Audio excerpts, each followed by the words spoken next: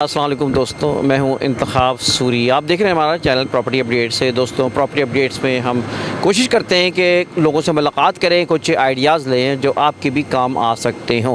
तो दोस्तों, मेरे साथ हैं आतिफ़ खान साहब और सैयद उमर। इनका ताल्लुक़ जो है ना बेसिकली घराना से है और घराना में ये ज़िम्मेदार भी हैं और स्कीम 33 में भी ये लोग काम कर रहे हैं। तो बात हो रही थी आतिफ़ भाई से, तो थोड़ा हमने कहा चल आपसे भी शेयर करें, कुछ इन्वेस्टमेंट टिप्स के हवाले से बात करें।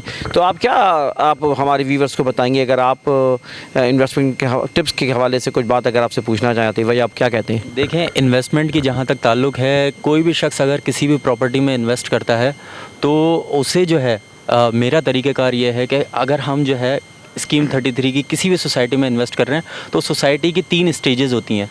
नंबर 1 वो रॉ मटेरियल होता है, और नंबर 2 मिडिल स्टेज आ जाती है, नंबर 3 आती है फिनिश प्रोडक्ट या फाइनल प्रोडक्ट की तरफ वो जा रही होती है।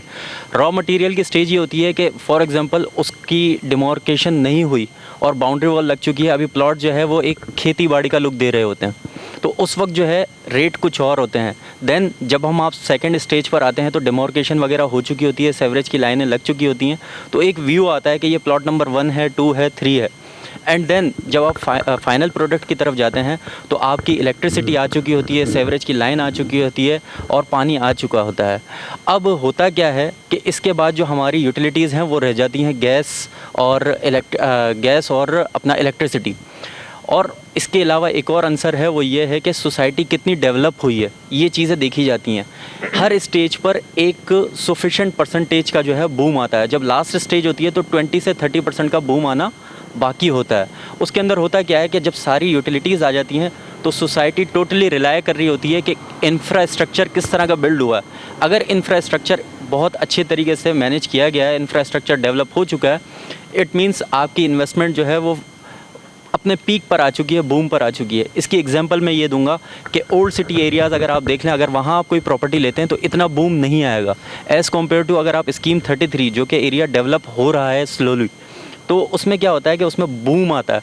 बूम आने की वजह यही है कि ये एरिया अभी डेवलप होना शुरू हुआ है, मतलब ये रॉ स्टेज से मिडिल स्टेज की तरफ आ चुका है। तो ये मेरी एक अपनी छोटी सी अक्ल के मुताबिक ये मेरी एक टिप्स थी जो मैंने बल्कि आतिफ़ भाई, हम भी अपने चैनल पे व्यूवर्स को बताते हैं कि आप ऐसी सोसाइटी जो कि ग्रो कर रही हैं। अब शहर में तो ज़ाहिर है प्राइसेस बहुत ज़्यादा हैं, करोड़ों में चली गई हैं। मतलब 120 गज का प्लॉट जो है ना वो बहुत ज़्यादा प्राइसेस हैं। स्कीम 33 में भी क्योंकि डेवलप एरियाज़ हैं, लोग रह भी रहे हैं, यहाँ भी प्राइसेस हैं, लेकिन फिर भी नए प्रोजेक्ट्स में हाई राइज बिल्डिंग में इस तरह की चीज़ें जहाँ पर ग्रूम कर रहे होते हैं। जबकि मैं समझता हूँ कि हाईवे है, मेमन गोट है, हम और इसी तरह जो है ना स्कीम 45 है। तो जैसे आतिफ़ भाई ने बात कही, हम ही नाज़रीन को ये बात कहते हैं कि आप ऐसे प्रोजेक्ट्स में काम करें, इन्वेस्टमेंट करें जो कि ग्रो कर रहे हों, और ग्रोइंग टाइम के वक्त जब वो नया प्रोजेक्ट शुरू होता है, नए अनाउंस होते हैं तो यकीनन। लेकिन हाँ, ये बात मैं ज़रूर कहता हूँ क्योंकि हमारे चैनल पर आतिफ़ शायद आप देखते हो तो हमारे पास सर्वे ज़मीनों के बारे में बताते हैं। हम कहते हैं कि 2 चीज़ें ज़रूरी हैं। एक तो जो नए, मैं बात कर रहा हूँ जो एमडीए के अंडर में आते हैं ना, केडीए से आप हट जाएं तो आप फिर वो एमडीए के अंडर में जो आ जाते हैं, ज़्यादातर वो प्रोजेक्ट्स हैं, या फिर ये 7 डेवलपमेंट के अंदर में जो प्रोजेक्ट आते हैं उसमें आ जाते हैं। तो हम नाज़रीन से ही कहते हैं कि आप 2 चीज़ ज़रूर देखें, एक सर्वे ज़मीन हो। आप सर्वे ज़मीन को समझना ज़रा मुश्किल काम होता है, तो कम से कम नाज़रीन के लिए हम ये कहते हैं कि लेआउट मंजूर हो। लेआउट जो है मास्टर प्लान होता है बेसिकली, और एक बार मंजूर होने के बाद फिर कोई दुनिया, मतलब पाकिस्तान में कोई अथॉरिटी नहीं है जो कि उसको चेंज कर सके ना, रद्द बदल कर सके। तो वो फिर हम ये कहते हैं कि लेआउट मंजूर हो गया तब से 90% काम हो गया, बाकी एनओसी जो है ना वो मिलती जाती है। तो दिस इज़ द टाइम कि उस वक्त आप परचेज़ करें, इन्वेस्टमेंट करें। अच्छा आतिफ़ भाई, हम भी क्योंकि आप लोग तो घराना से हैं और घराना भी माशाल्लाह अच्छा काम कर रहा है और बहुत सी रिलायबिलिटी की देखता भी है, और हम भी रिलायबल चीज़ों पे हम कर रहे होते हैं। अब हमने यहाँ मिसाल के तौर पे हम जिन प्रोजेक्ट्स पे हम करते हैं, हमारे वीडियो पे मौजूद हैं। मिसाल हमने इसलिए दे रहे हैं कि लोग कहते हैं कि यार हमसे कि आप बताएं, कोई रिकमेंड करें कोई प्रोजेक्ट, तो अल गफूर है जैसे हमारे नज़दीक है, अन्नाफ़े है हमारे नज़दीक है, गौहर वालों के प्रोजेक्ट्स हैं, इक़रा आयशा के हम लोग प्रोजेक्ट्स हैं, हम जो है ना हिल टाउन की बात कर रहे होते हैं। और इसी तरह जो है ना मतलब मुख्तलिफ प्रोजेक्ट हैं जिसमें हमें पता है कि इन्होंने काम जो है ना, इनकी ज़मीन का स्टेटस सही है।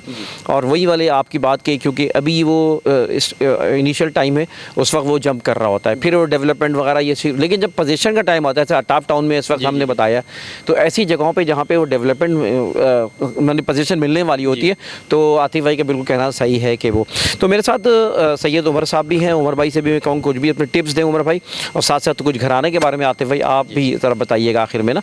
तो आप भी उमर भाई अगर हमारे व्यूवर्स को बताएं अपने तजर्बे की रोशनी में। हाँ, मैं एक बात इसमें ये ऐड करना चाह रहा था, जो हमारे देखने वाले हैं, जो इन्वेस्टमेंट की बात चल रही थी उस हवाले से, कि हमारे पास जो लोग भी इन्वेस्टमेंट करना चाहते हैं तो हमारे पास 10 लाख से लेकर 10 करोड़ तक की अपॉर्चुनिटीज़ जो है इन्वेस्टमेंट की मौजूद हैं। तो इस हवाले से कोई भी बंदा हमसे रब्ता करना चाहे तो हमारे नंबर ऑलरेडी आपके पास मौजूद हैं। सैयद उमर साहब के साथ हमारी एक वीडियो मौजूद है जो कि हमने कंट्री रेसिडेंसी के बारे में बताई थी। गुलशन मेमार का भी प्रोजेक्ट है, वो भी आपके हमारे चैनल पे आपको मिलेगी।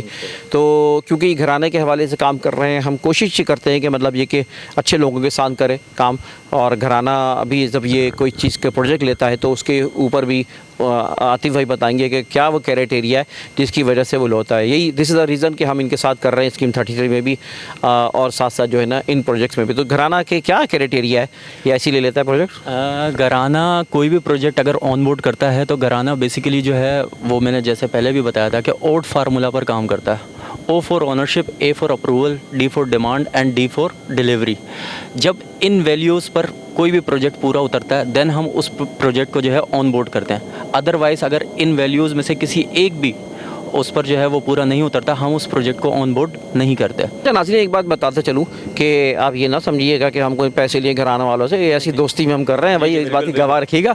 हाँ, घराना एक अच्छा नाम है। बहरहाल हम चाहते हैं अच्छे लोग आगे आएँ, काम करें। कोई और बात रह गई हो इस हवाले से तो आतिफ भाई इंशाल्लाह तो मुलाकात होती रहेगी। तो आतिफ भाई और सैयद उमर साहब के साथ हमारी कुछ अर्से पहले मुलाकात हुई है और अच्छा लगा, और हमारी कोशिश है कि इनके साथ हम आगे आगे और बहुत सारे काम करें इंशाल्लाह। दोस्तों, ये थी आज की एक मालूमात जो हमने चैनल पे दी। साथ रहिए, चैनल को सब्सक्राइब करें, बेल आइकन का बटन दबाएं, और हाँ, इन मालूमात को आगे ज़रूर बढ़ाएं। वीडियो को लाइक करें। इंतखाब सोरी और टीम को इजाज़त दीजिए। अल्लाह हाफ़िज़। Thank you.